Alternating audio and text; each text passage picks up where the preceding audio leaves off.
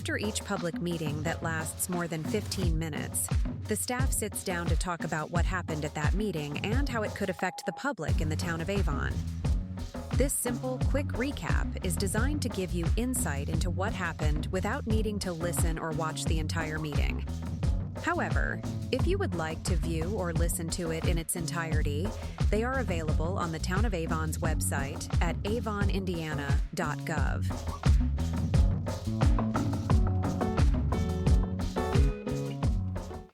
What's up, Town of Avon? I'm Angel Gino, the Marcom specialist, and I'm here today with Bill Peoples, Planning Director. And today we're going to be talking about the Plan Commission meeting last night that happened on November 27th. Bill, take it away.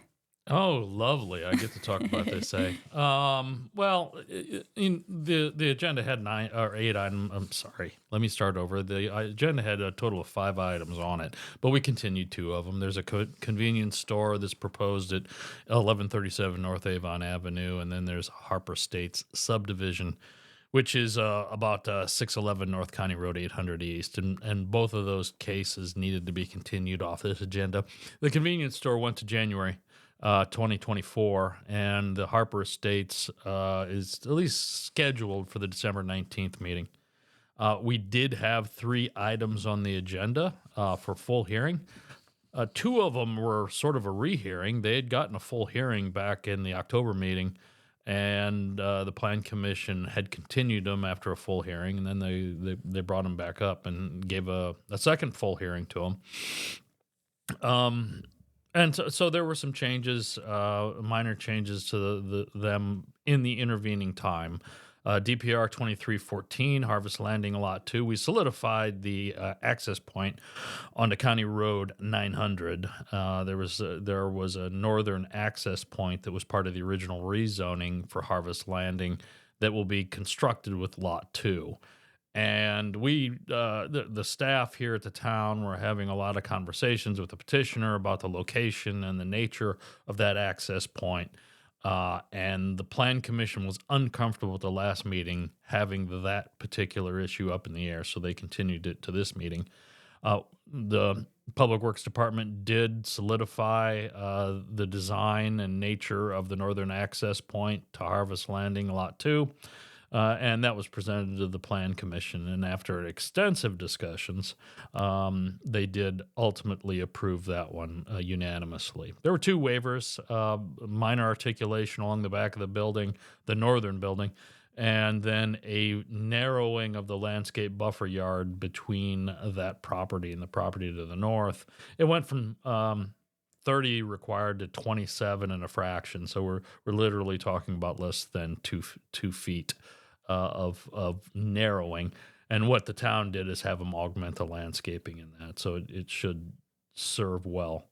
There was a zoning amendment, map amendment, Village Place Townhomes, and that property was immediately north of Harvest Landing, formerly a church that has the church sold off the actual church building and parking lot. And then the former church, I guess I should say, because another church moved into that church, but they retained an L-shaped piece of property around that church, and they've been trying to sell it for a while now. In fact, it has come. This will be the 3rd time there had been some sort of zoning action on that property. Initially, there was a zoning amendment for townhomes. 110 townhomes. That was withdrawn ultimately by the petitioner.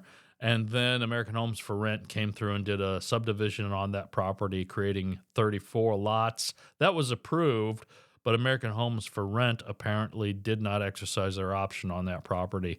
And so this is another zoning amendment for townhomes. They decreased the density. Originally, as I said, it was started out 110. I think it went down to 109 or 104 back about a year ago. This particular instance, they are proposing a maximum of 80 dwelling units on that property, which makes it a density of about 7.5 units per acre on that property. So it's a good transition. from the commercial to the south through that site to the single-family residential and also the existing church use along this stretch of road. A plan commission did have some extensive discussion, and there was some significant remonstrance to the petition. But the remonstrance to the petition is the same remonstrance that has come from the other two petitions that were heard on this one. And so the Plan Commission ultimately forwarded a favorable recommendation to the town council. That one, there were about 7 commitments associated with that rezoning, shaping the development, retention of a 50-foot buffer yard along the northern property line where it abuts the single-family residential to the north, some commitments for transportation requirements and safety requirements. And those were all agreed to by the petitioner. And so those commitments will be forwarded to the town council, who will probably hear this one in their second meeting in December. The final item on the agenda was a UDO, the UDO, Unified Development Ordinance, which is our zoning ordinance and subdivision control ordinance. We had a number, we've been administering the new ordinance now for about a year and a half, and we've noted some weaknesses, some grammar mistakes, and other sorts of things. So we put together a text amendment to the Unified Development Ordinance to clean some of that stuff up. The Plan Commission heard that one. There was only one remonstrator.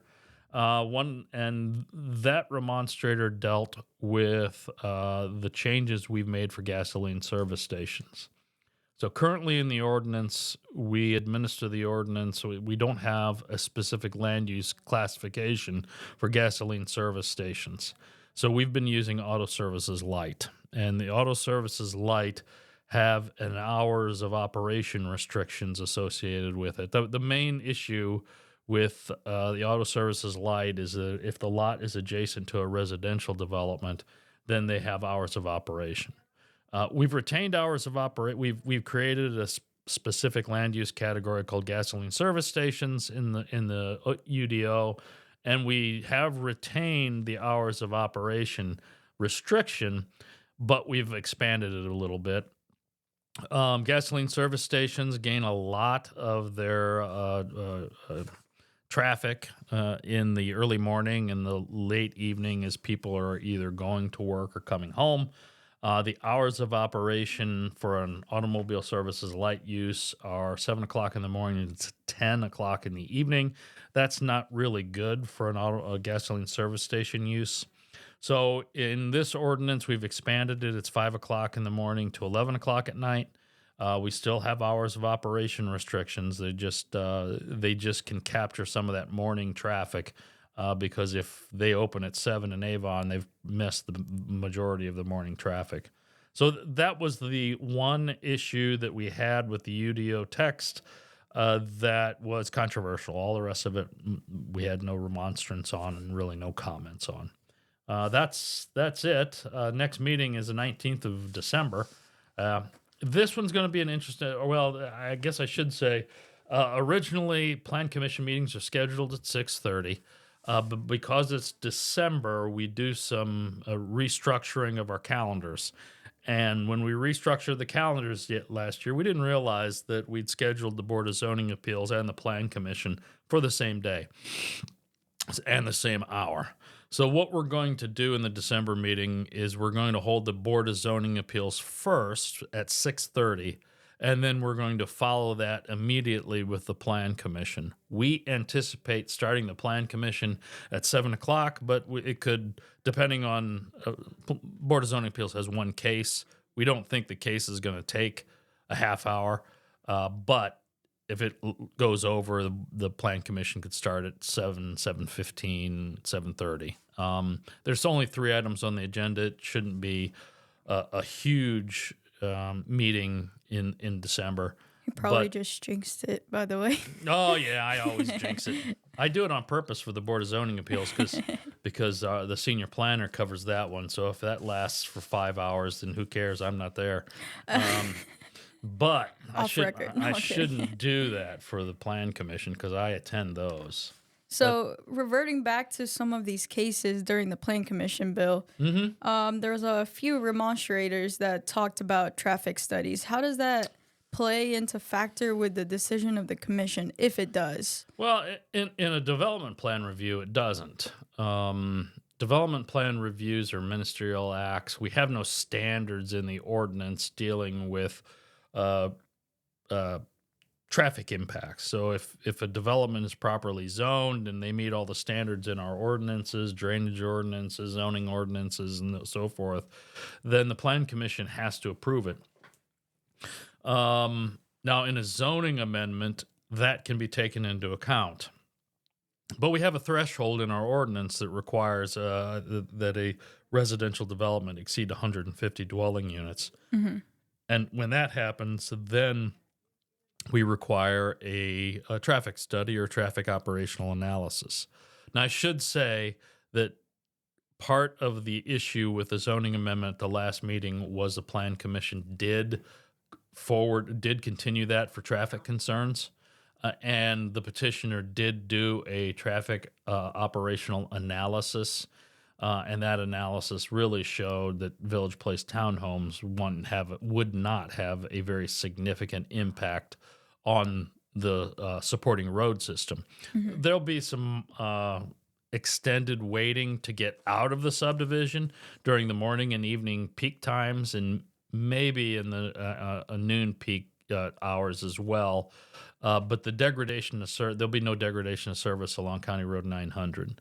And so that was taken into account with the Plan Commission. Plan Commission took a lot of testimony on the traffic impact of the Village Place townhomes, and ultimately concurred with the Public Works Department and the petitioner's representative that this development, a little 80-unit townhome development, really isn't going to have a significant impact of traffic along County Road 900 East.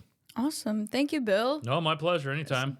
So, if you guys want to kick off the holidays in a jolly way, just a reminder, the tree lighting is this Saturday, December 2, and Santa Claus and Mrs. Claus, elf and reindeer, model trains, and other activities. Even write a letter to Santa. Bill, are you going to write a letter to Santa? Oh, no, I'll let other people write letters to Santa. I'm living a pretty good life, so I don't need a lot. Perfect. So for full public meetings and quick recaps, we have, just a reminder, we have changed into a podcast format, and it'll be available on 10 platforms for your convenience. You can catch up while you're driving to work, dropping off your kids, or even working out. Okay, one last thing, Bill. If you could live anywhere in the world, where would you live? Anywhere in the world? Anywhere. Holy moly. You should have asked me that question before so I could be prepared for it. If I were going to live anywhere in the world, it would probably be some tropical climate, maybe the Caribbean, or some place that has beaches and beaches, sand, and sun all the time. We're definitely in the same boat. I'm tired of this snow already.